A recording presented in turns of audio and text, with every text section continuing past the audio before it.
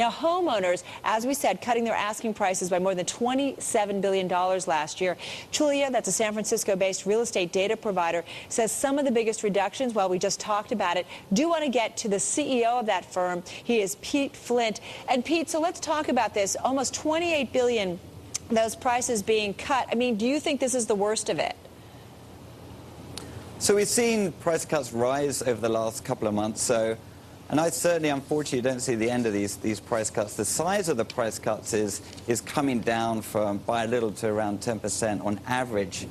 But unfortunately, with rising foreclosures and unemployment probably tipped to rise as well, unfortunately, there's going to be continued price cuts in the market through the rest of the year and probably into 2010 as well. But should we, as we say, less bad is sometimes good, that those price cuts are getting smaller to you? Is that somewhat of a good sign, or you can't even say that? Well, I think that the good news is that the worst is behind us, but we're still in bad news territory, unfortunately. So prices are continuing to fall on a national basis. But that said, there are certain areas which were hit first by the foreclosure crisis and huge price reductions that are starting to stabilize now.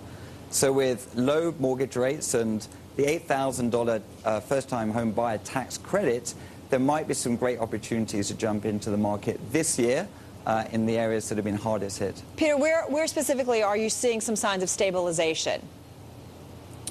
So we're seeing some stabilization in Southern California, the areas around in Arizona and Nevada. So while the markets and the data says that there's been significant price cuts, we think that the huge amount of inventory on the market in those areas and the huge amount of foreclosures means that if you're looking to buy in those areas, there might be some good opportunities right now. But it's a complex process because there's huge amounts of short sales. There's a lot of inventory on the market, so you've got to be super careful. I mean, when you go through this data, and you obviously track it day in and day out, week in and week out, I mean, the number's still shocking to you.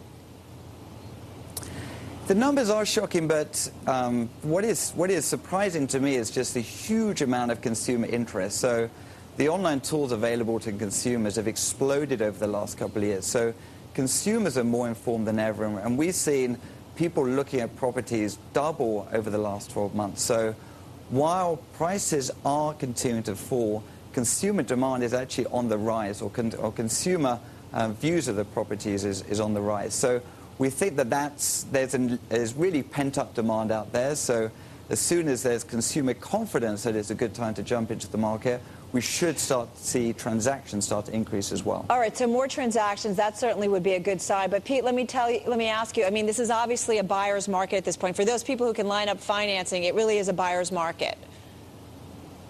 Absolutely. It's a buyer's market. The sellers are really resetting their expectations. So it is a tough time with something like 9.4 months inventory on the market on a natural basis. It's a really good time for buyers. So if you have stable employment, you are able to get financing, which, let's face it, is tough in this market. You're able to get financing, then it's a good time to be opportunistic. But it's not a short-term buyer's market. You know, the good news for buyers is it's a long buyer's market. So if you're looking to buy, then be opportunistic. You've got to, it's not about making a decision in the next couple of months. It's about, frankly, probably the next couple of years. We got to run, Pete. Thanks so much for your time. Pete Flint at Trulia.